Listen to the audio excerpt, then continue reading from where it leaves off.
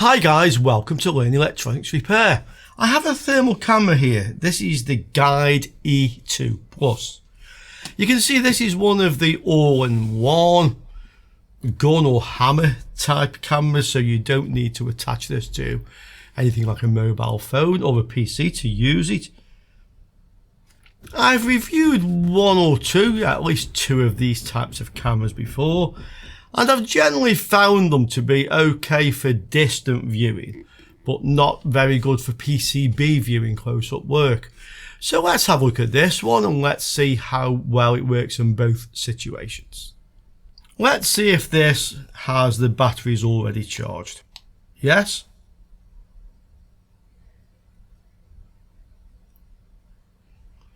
That's fast at booting up. Actually, often a problem with these is the amount of time it takes to boot up, so that was quite fast. The time isn't correct, but this is a number of hours different, 8 hours, so this is come from a time zone further to the east, that's all. So we can see here, this is the camera. We have multiple lenses on here, okay, and we have like a double trigger. Let's have a first look at this. So the usual handprint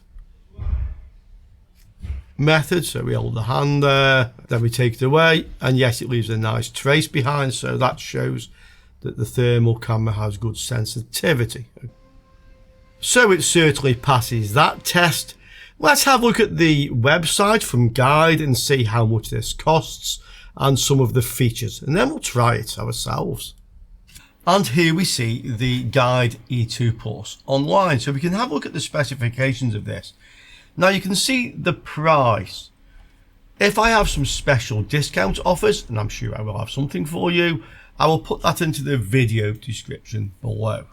However, before you think, well, this is a bit pricey compared to some thermal cameras, this one has some fairly unique features which may well be of a great use to you. We can see this is an autofocus camera. It actually has a minimum focal distance of 10 centimeters, 100 millimeters. However, that is not really a limitation because the E2 Plus does have an optional macro lens which would allow you to focus much closer. And this is ideal for PCB inspection. So this is the minimum focus distance without the macro lens. Frame rate 25 Hz, quite respectable for a thermal camera. Spot measurement, we can see the various options, the resolution. This is very typical again for thermal cameras in this price range. Battery life up to 11 hours. Okay, it's not very heavy really, although it feels nice and chunky in the hand. And as mentioned, the macro lens can be purchased separately. And we can see the macro lens here. So this just clips onto the front of the camera. You will also see that the camera appears to have 4 lenses. I'll explain what these are in a moment. We can also see that the E2 Plus supports video streaming mode, and this is actually quite interesting.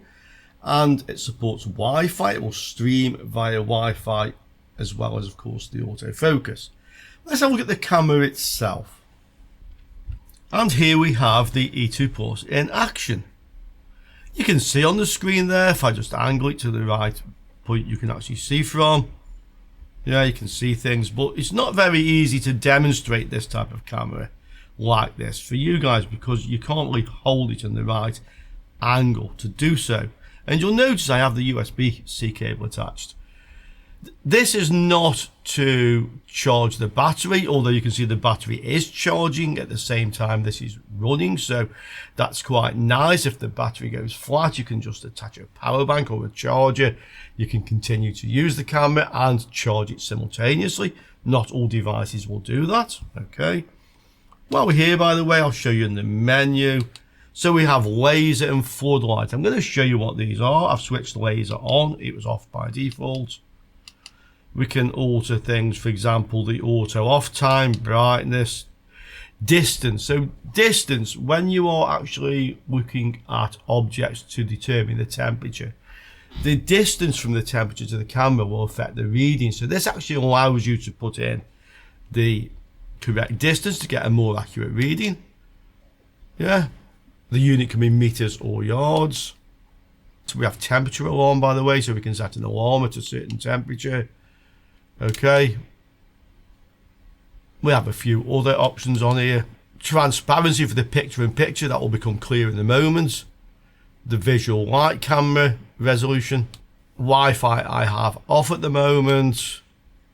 And USB mode, I have set this to projection mode. And that's because I can use this with my PC.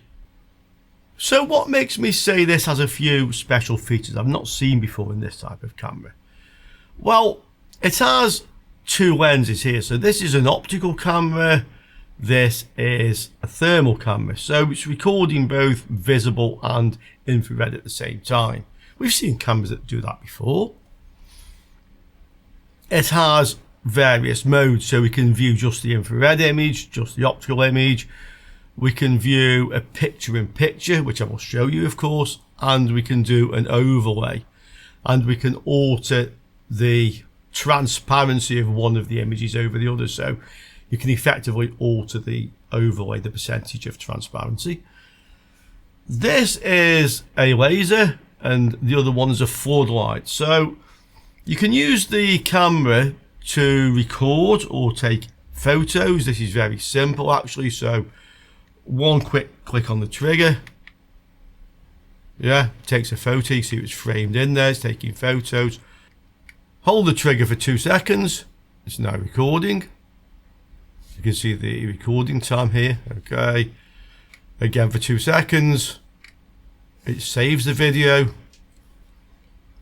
So recording and taking photos is very simple.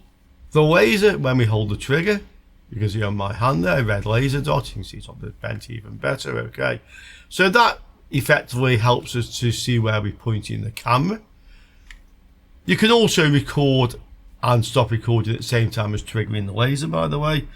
The flashlight is really for taking photos and video in visible light. So if you're in dark conditions, you get a better photograph basically with visible light with the flashlight on.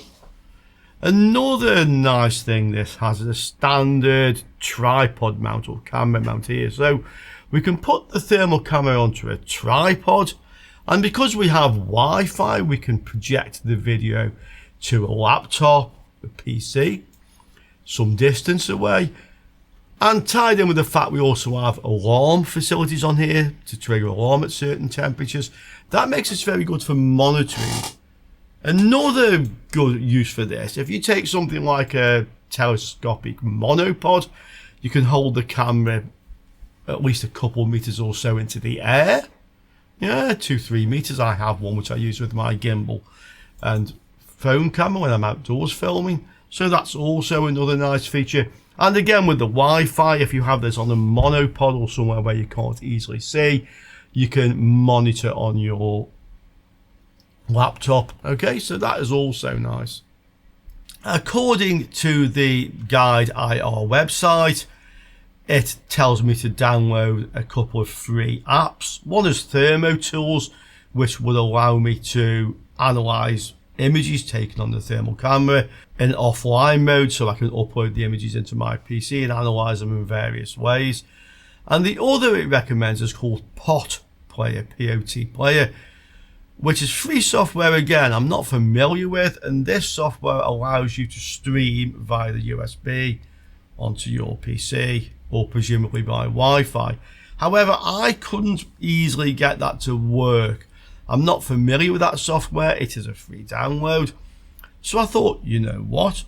Why not try OBS? Because that's a very common recording and streaming software. And again, it's free. And I've never seen a thermal camera that will actually work as a video source in OBS until now.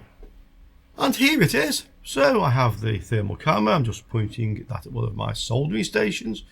And you can see the image captured perfectly, the video in fact, in OBS. So we can now try some of these different modes. In fact, it also captures the menus. You can see the temperature, you can see everything.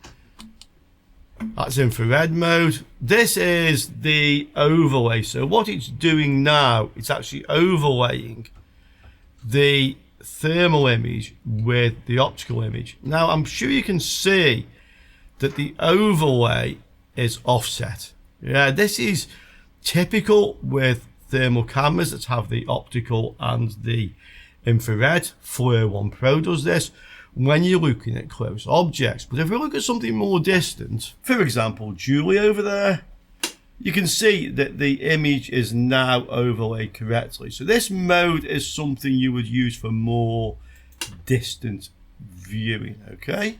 The same with the air conditioning, it's off at the moment up there, that's the aircon.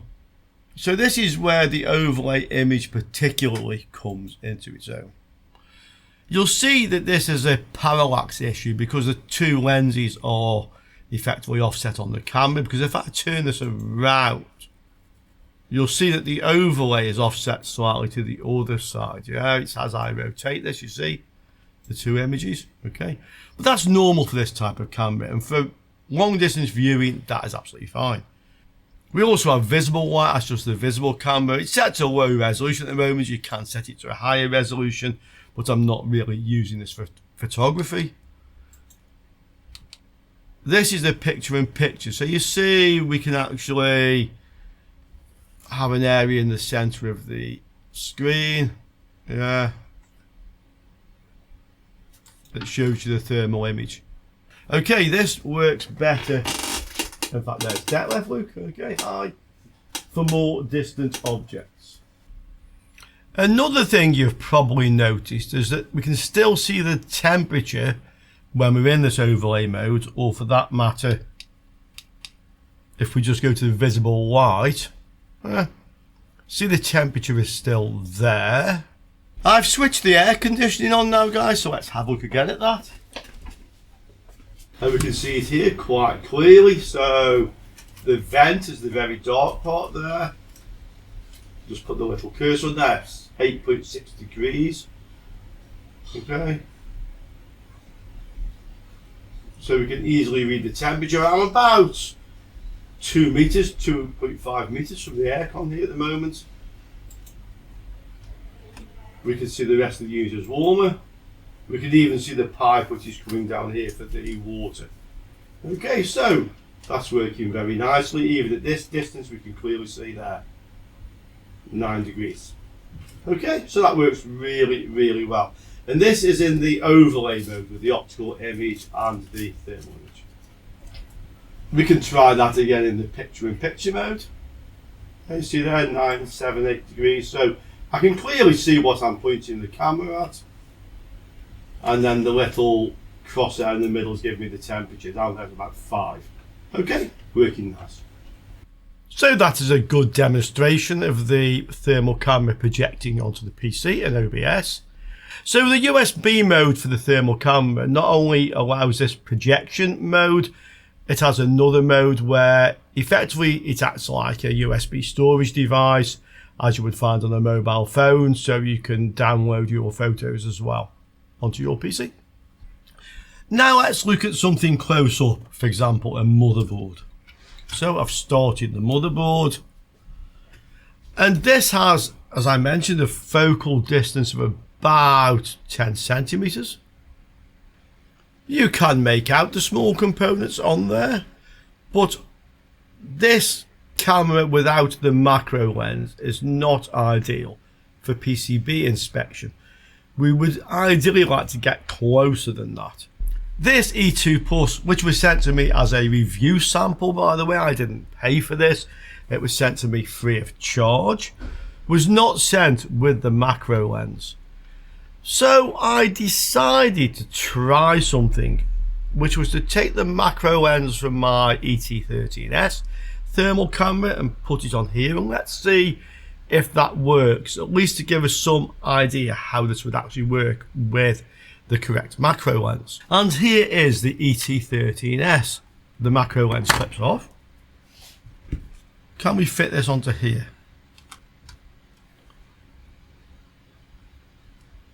And the actual fact is, yes, it clips on. It's not totally rigid, it'll wobble a little bit, but it does fit on. So let's see how well this works on our motherboard.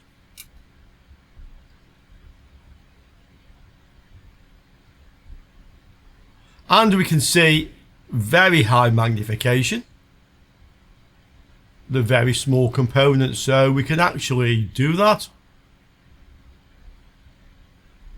You can see difference in temperature. Let's just find something else. Yeah, there's a little resistor there, just a little bit warmer than the others, not much.